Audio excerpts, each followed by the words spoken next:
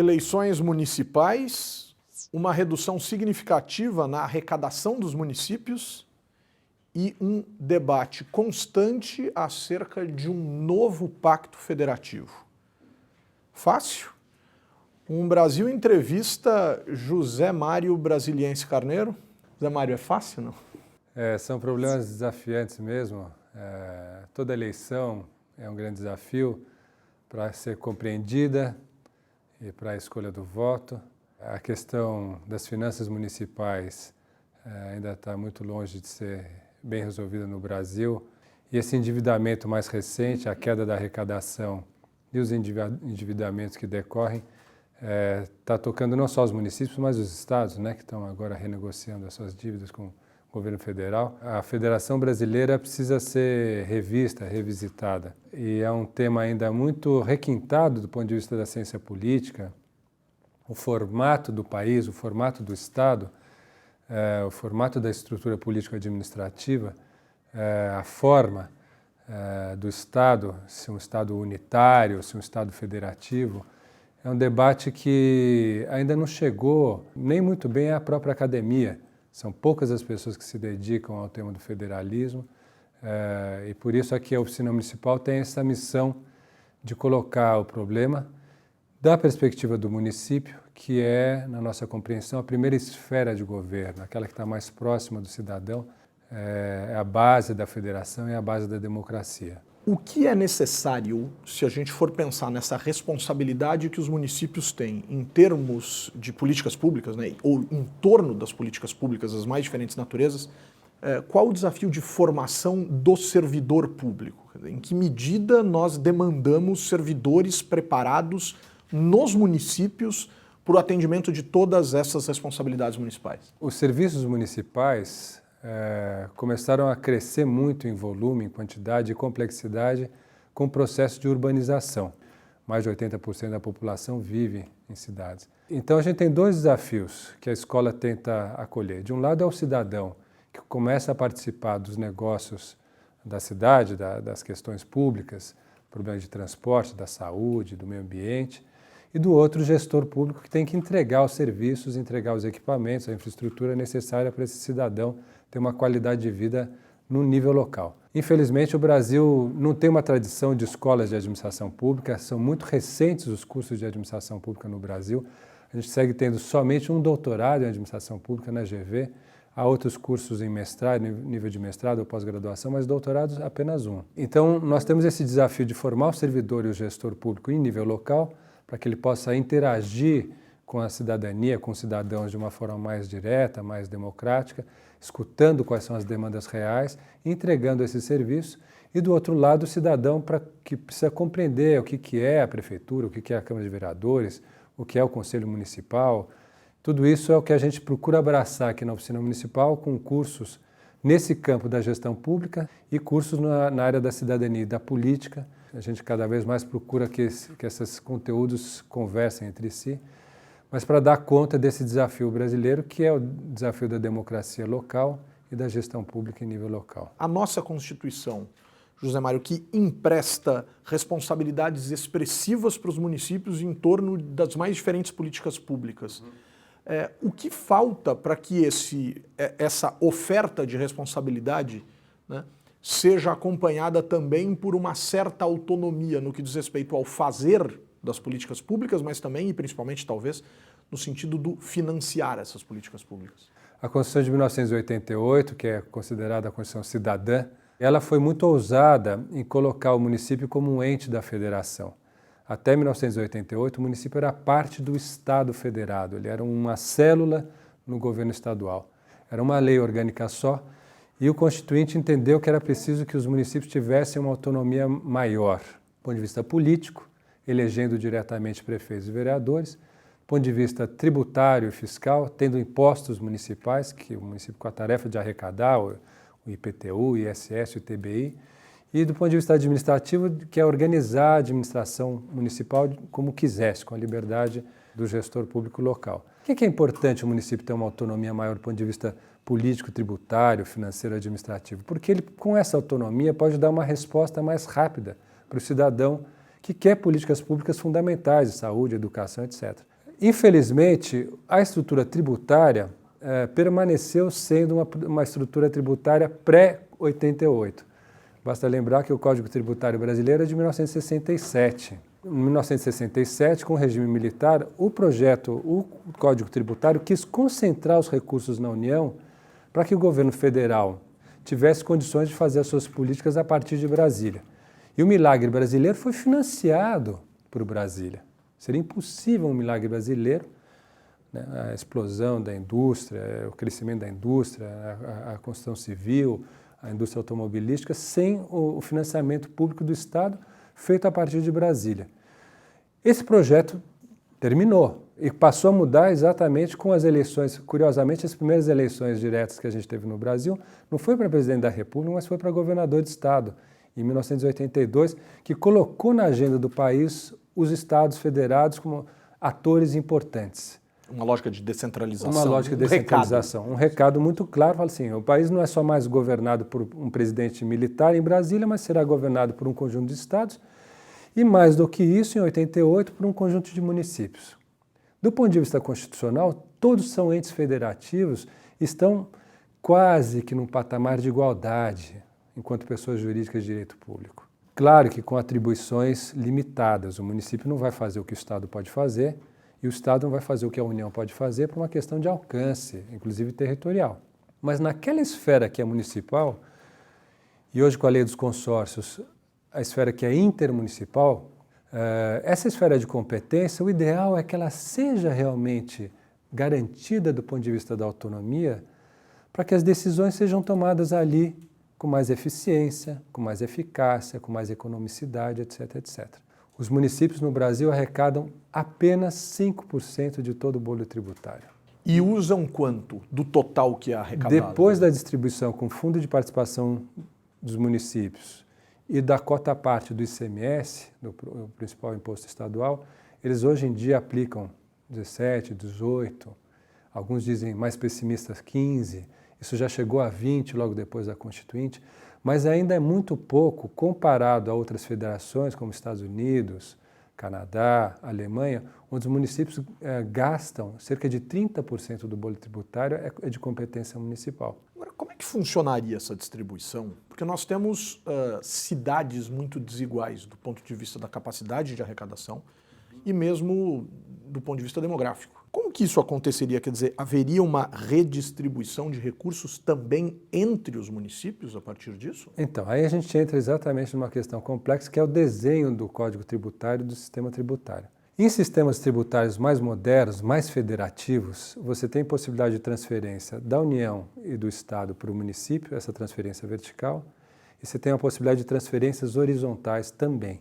Então, por exemplo, um município que tenha royalties de petróleo, num sistema tributário que permita a transferência horizontal, você pode ter financiamento a partir desse município de municípios vizinhos, circunvizinhos. A reforma do sistema tributário é uma reforma muito dolorosa do ponto de vista político, porque ela implica uma repactuação política. E feudos, em grego, quer dizer pacto. Quando a gente fala em pacto federativo, é até um certo pleonasmo. É o pacto do pacto. A gente pode falar simplesmente numa reforma federativa, uma reforma do pacto político entre estados e municípios. E isso é que está em jogo. Hoje em dia, eu acho que isso é possível e bastaria uma reforma da lei do Código Tributário, que é uma lei infraconstitucional. Precisa de um clima político, de pressão dos prefeitos, dos governadores, mas eu não vejo outra possibilidade. A arrecadação é proporcional ao tamanho da encrenca. Uma cidade pequena vai precisar menos recurso. Uma cidade média, um pouco mais, uma maior, mais. E isso, a arrecadação vai acompanhar o tamanho. Uma cidade de 2 mil, 3 mil, 5 mil, 10 mil habitantes na Alemanha arrecada o recurso necessário para prover serviços para um número pequeno de habitantes. O pouco que se arrecada é suficiente para o pouco que se gasta. E aí você não tem o que a gente tem aqui no Brasil, que é a famosa preguiça fiscal. O prefeito resiste a arrecadar, porque isso não dá voto, isso vai contra a cultura política. Porém, a hora que os prefeitos começarem a arrecadar mais e entregarem serviço mais diretamente, para o cidadão é o melhor dos mundos. Porque fica claro para ele, eu pago IPTU, recebo isso. Pago ICSS, recebo isso. Pago ITBI, recebo isso.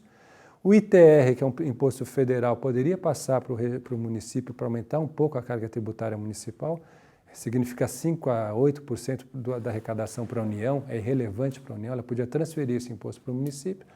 E o imposto IPI também poderia ser transferido para o município, então aumentaria um pouco a arrecadação local e os municípios teriam mais essa autonomia financeira e tributária de interesse para o prefeito e para o cidadão também. Existem políticas públicas, José Mário, que não são de responsabilidade dos estados e da União, e existem muitas dessas políticas públicas que conectam municípios.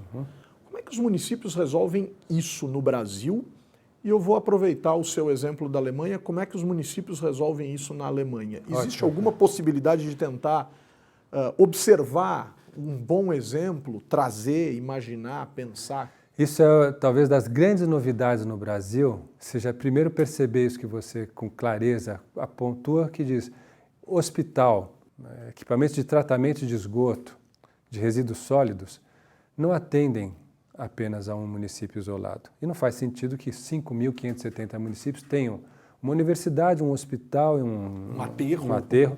Não faz sentido, até do ponto de vista econômico não é viável. O que a Alemanha fez, os Estados Unidos fez e outras federações fizeram? Eles criaram um nível de governo entre o Estado e o município, que é um nível regional. Nos Estados Unidos chama condado, o county, na Alemanha chama Landkreis, e esses governos regionais dão conta das políticas intermunicipais. A estrada vicinal, o hospital, a universidade. Então você tem num raio de 50 ou 100 quilômetros tudo o que você precisa. A arrecadação é municipal e parte da arrecadação municipal os prefeitos transferem para esse nível de governo. Então cada um de nós dá uma cota à parte equivalente à sua população. E o Landkreis passa a fazer a gestão desses serviços intermunicipais. O prefeito regional é eleito diretamente, porque ele é uma figura política e o cidadão quer ter o controle de quem vai fazer esse governo regional. E a Câmara de Vereadores, que é uma Assembleia Regional, também é eleita diretamente. É uma engenharia política e administrativa muito bem criada nesses países, especialmente nos Estados Unidos, que é muito grande. Lembrar que os Estados Unidos têm 80 mil municípios. É um país... não cabe a esse município escolher se vai ou não fazer parte disso. Quer dizer, me retiro do county, não existe isso. Não existe porque há uma identidade regional cultural, aqueles equipamentos são fisicamente pertencentes àquele território, e é mais sensato para o prefeito fazer isso. Ele fala, eu não vou dar conta das estradas vicinais, é melhor eu transferir essa competência para o nível regional, eu fico com as atribuições específicas, a rua, a luz, a coleta de lixo, as questões que são municipais, eu tenho fôlego tributário para isso, e o nível regional vai fazer de uma forma muito mais econômica, uma licitação, uma gestão dessa política regional do que o nível local.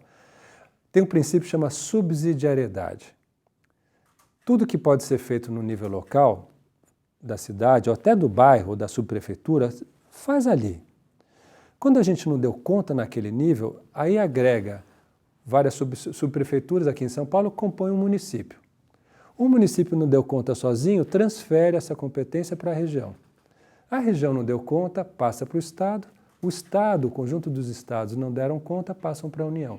São competências residuais ascendentes, elas vêm de baixo para cima, em vez de vir de cima para baixo. Mas isso desafia de maneira expressiva até a nossa cultura política, a forma como nós fazemos. Esse é o grande desafio. Como a gente vem de um Estado imperial, monárquico, era o rei com um preposto político lá na ponta, o coronel, o mandatário que era o chefe do executivo, do legislativo, do judiciário, da polícia, dono da fazenda, né? A figura do político local, dependente da figura do rei, né, criou essa cultura de que tudo vem de Brasília, tudo vem do governo federal. As federações mais modernas e mais equilibradas, não por acaso são superpotências, fizeram o contrário. Tudo vem do cidadão e da democracia local. Elas fortaleceram ao mesmo tempo a democracia, que é a dimensão política, e a correspondente qualidade da gestão e da administração pública. A administração responde aos anseios democráticos dos cidadãos. E a gente observa, Humberto, que nesses países, 80% ou 90% das políticas públicas são resolvidas em nível local, regional e estadual. Zé Mário, mas aí você coloca uma situação que eu acho que é importantíssima, porque o país costuma debater isso no nível do governante. Então, nós não temos um presidente, nós temos um rei. Mas nós também não temos que deixar de ser súditos para nos transformarmos em cidadãos. Quer dizer, aonde eu formo esse cidadão? Aonde eu construo essa ideia de cidadão? Ótima pergunta. Você tem toda a razão que a gente carece muito de escolas de política, escolas de cidadania. Oxalá todas as escolas, pelo menos em nível médio, pudessem ter conteúdos densos de política, de ciência política, de filosofia política. O Brasil deveria investir pesadamente na formação política dos cidadãos, para que a gente deixe de ter esse papel de súdito, de dependente, fomentador do assistencialismo. Espera um pouquinho. E a dignidade da pessoa humana, a capacidade de escolher de forma livre e responsável o seu próprio destino. A gente abre mão disso com uma facilidade, talvez venha da cultura escravocrata, da dependência, enfim, mas eu acho que essa é a grande virada política. Existe o County nos Estados Unidos, existe o Landkreis na Alemanha, mas existe alguma coisa nesse sentido que pode nos dar algum tipo de expectativa em relação a essa capacidade das prefeituras trabalharem juntas? E no caso de existirem, aonde a gente peca e aonde a gente dá bons sinais de avanço e de boas expectativas em relação a isso? Existe uma figura jurídica que chama-se consórcio intermunicipal. É uma autarquia, é uma organização da administração indireta, só que em vez de ser uma autarquia do município, ela é uma autarquia que pertence a vários municípios. Essa autarquia intermunicipal pode assumir tarefas de caráter regional ou setoriais, por exemplo, ela vai lidar com lixo, ou ela vai lidar com a questão ambiental, ou a questão do turismo, numa região onde o turismo seja muito forte, e vai fazer projetos e programas que interessem ao conjunto dos municípios que fazem parte desse consórcio. No caso do consórcio, a adesão do município é livre, ele não é obrigado a aderir. Existem centenas de consórcios no Brasil. Por exemplo, em Minas Gerais, todos os municípios de Minas Gerais, é o estado com o maior número de municípios na federação, fazem parte de um consórcio de saúde. Então você tem um bom hospital no interior que atende um conjunto de 5, 10, 20, 30 municípios no entorno. Os consórcios ligados ao meio ambiente também são muito fortes, porque o bioma é uma questão regional. As bacias hidrográficas ou subbacias, a água também a gestão de recursos hídricos também é muito útil nos consórcios, através de consórcios, ou de comitês de bacia, que é uma figura jurídica também intermunicipal, mas aí criada pelos estados. E a gente está trabalhando fortemente aqui na oficina municipal com consórcios ligados à educação. Uma cidade pequena dificilmente vai ter condição de fazer a formação de seus professores sozinha.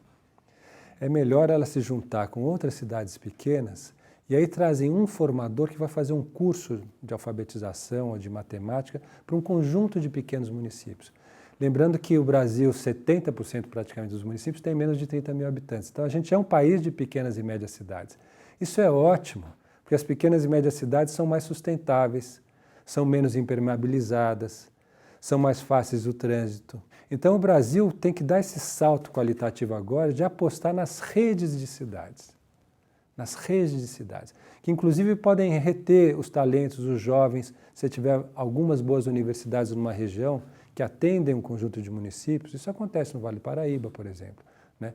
Ou na região de Araraquara, ou na região de Ribeirão Preto, ou Bauru. Você tem boas universidades, bons equipamentos acadêmicos que atendem um conjunto de jovens naquela região. Evita que ele venha para a capital, tem que ir para o Rio de Janeiro, tem que ir para alguma capital para estudar. Fica ali, se desenvolve ali, tem o seu emprego ali, evita migração interna, evita adensamento nas regiões metropolitanas e o país se desenvolve de uma forma mais sustentável.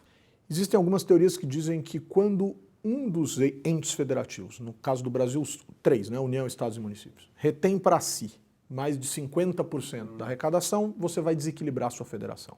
Como é que eu resolvo esse problema, José Mário, se o prefeito, por vezes, se vê como súdito de um deputado federal para lhe abrir portas em ministérios para a chegada de recursos políticos nas suas cidades? Não são todos os recursos que são políticos, mas para chegar de recursos políticos. Quer dizer, o cidadão é súdito do Estado, mas o gestor municipal, o administrador municipal, o político municipal também não se torna súdito do político federal? e aí dificilmente eu vou resolver esse problema em termos políticos, porque esse sujeito que resolveria esse problema, o deputado federal e o senador, por exemplo, vivem politicamente às custas dessa lógica. Como é que eu resolvo isso? Vivem mesmo. A gente sabe que boa parte dos prefeitos ficam mais em Brasília ou na capital do estado do que no próprio município. A União, o governo federal no Brasil, fica com 60% do bolo tributário.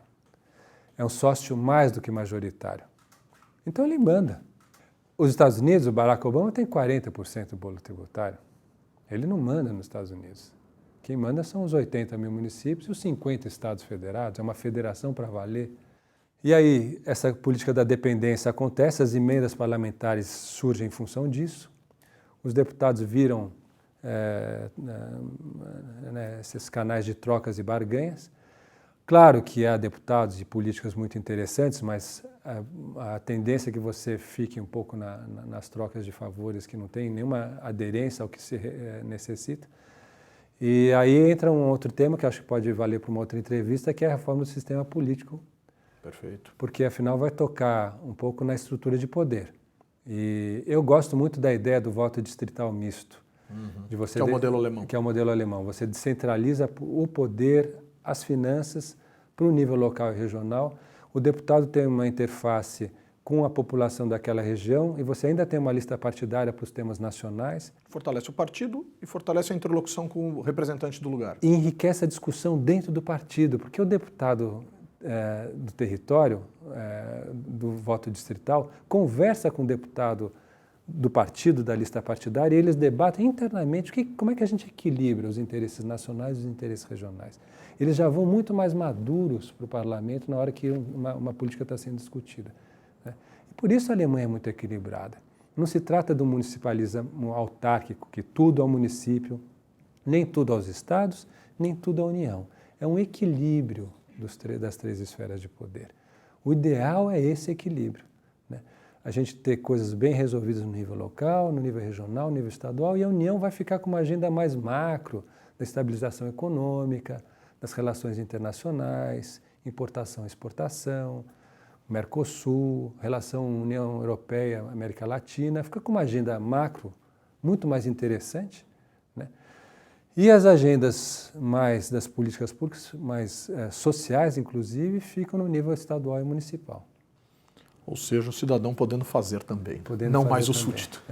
É um sonho, né? Mas dizia alguns aí, poetas e políticos que quando a gente sonha sozinho é só um sonho, você começa a sonhar com outros e isso começa a transformar a realidade. Acho que o Brasil está nesse processo de descentralização e transformação na estrutura do Estado. Advogado, mestre em administração pública, doutor em administração de empresas, Brasil conversou com José Mário Brasiliense Carneiro. José Mário, muito obrigado. Obrigado a você, Humberto, é um Brasil.